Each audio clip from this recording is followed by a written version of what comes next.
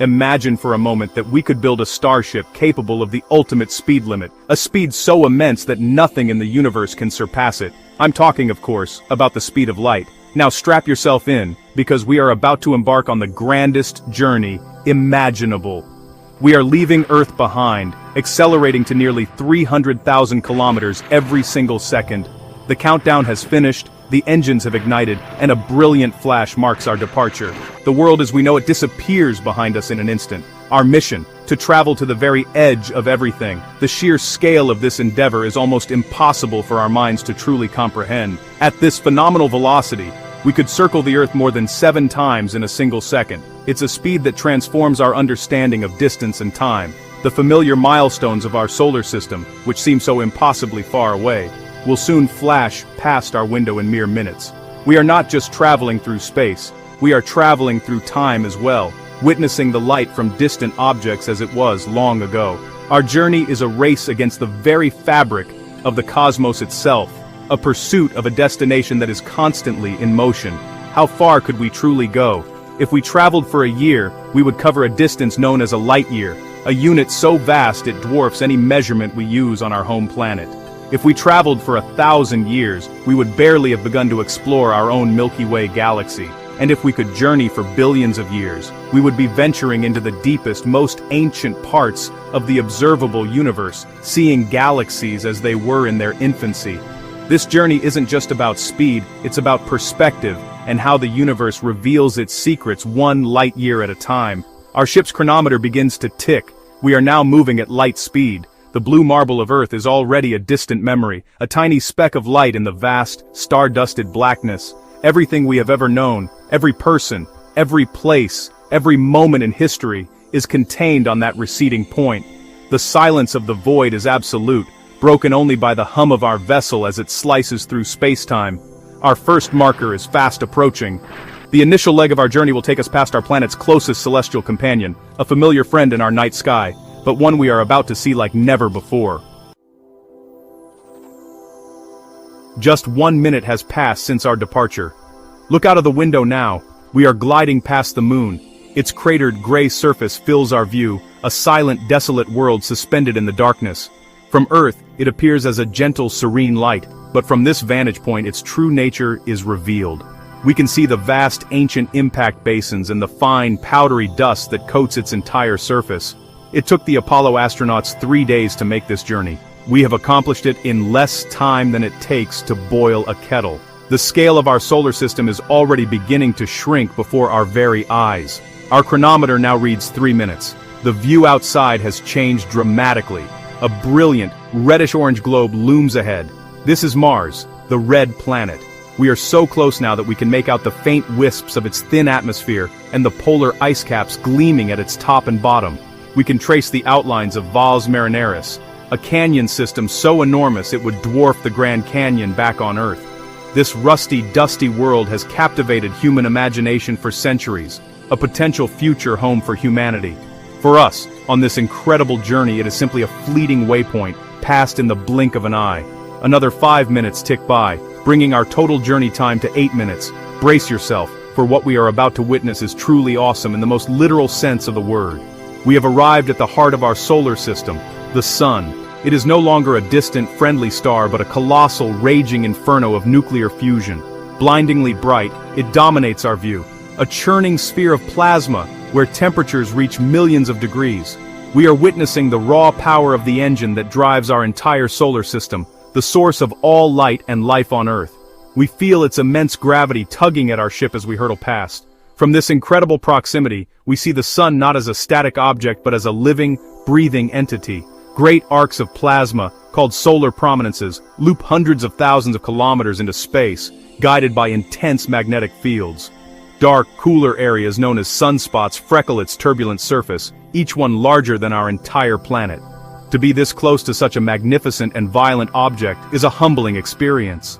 It reminds us of how small and fragile our own world is, nestled in the perfect habitable zone, protected from this raw, untamed power. But we cannot linger. Our journey must continue outwards, into the great unknown.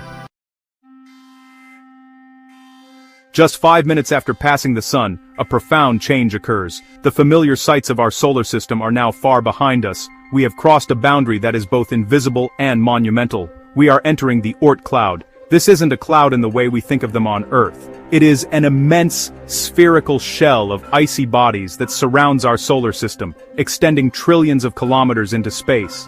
These are the forgotten remnants of the solar system's formation, a scattered collection of trillions of comets, each one a frozen time capsule from billions of years ago. We are now truly leaving home. The Oort cloud is astonishingly sparse. Despite containing trillions of objects, the space between them is vast. We are unlikely to see a single one of these icy wanderers up close as we speed through. Yet their presence marks our transition into a new realm. We have officially crossed into interstellar space, the immense gulf that separates the stars. The light from our own sun is now just one star among many, albeit the brightest. The comforting familiarity of our planetary neighborhood is gone, replaced by an endless, profound emptiness punctuated by the distant lights of other suns. Our journey now takes on a different character. The minutes that separated planets have stretched into years, centuries, and millennia. To reach the nearest star system, Proxima Centauri, would take us more than 4 years. Even at the speed of light, the vastness is staggering. We are like a single grain of sand adrift in an ocean the size of the cosmos. The darkness is not empty, however. It is filled with faint whispers of gas and dust, the raw materials from which new stars and planets will one day be born. We are traveling through the nursery of future worlds. Looking back, our own solar system has vanished.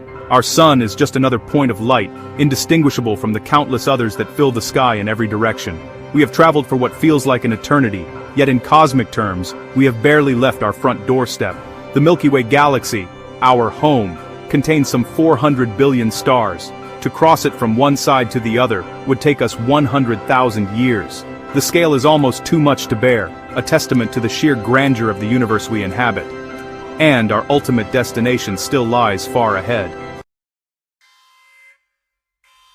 After traveling for millions, even billions of years, the view from our starship is unrecognizable. We have left our own galaxy far behind. The Milky Way now appears as a beautiful, swirling spiral of light, just one of billions of galaxies that populate the observable universe. Each of these galaxies is an island universe, containing billions of stars of its own. We see them in all their forms, grand spirals like our own, massive elliptical galaxies, and smaller, irregular ones. We are voyaging through a cosmic tapestry woven from the light of a trillion stars. As we push further and further towards the supposed edge, a strange and wonderful truth begins to dawn on us. The further we look, the further back in time we see. We are witnessing galaxies as they were billions of years ago, shortly after the Big Bang. These are the universe's baby pictures, showing us a time when galaxies were smaller, more chaotic, and bursting with the blue light of young, hot stars. We are traveling so fast and so far that we have become cosmic archaeologists, digging through layers of time with every light year we cross. The edge of the observable universe is not a wall, but a temporal horizon. But here we encounter the final, mind-bending twist in our journey. Just as we are racing towards the edge, the universe itself is expanding. And not only is it expanding, but its expansion is accelerating. The very fabric of space-time is stretching, carrying distant galaxies away from us faster and faster. There are galaxies so far away that the space between us and them is expanding faster than the speed of light itself. Their light will never reach us, and we in turn can never reach them, no matter how fast we travel. They are beyond our cosmic horizon, forever. And so, our epic journey concludes with a profound realization. There's no edge to crash into, no final wall at the end of everything. The universe has no center and no edge. It is constantly growing, constantly evolving. Our quest to reach the edge at light speed is one we can never complete, because the finish line is always moving away from us faster than we can run.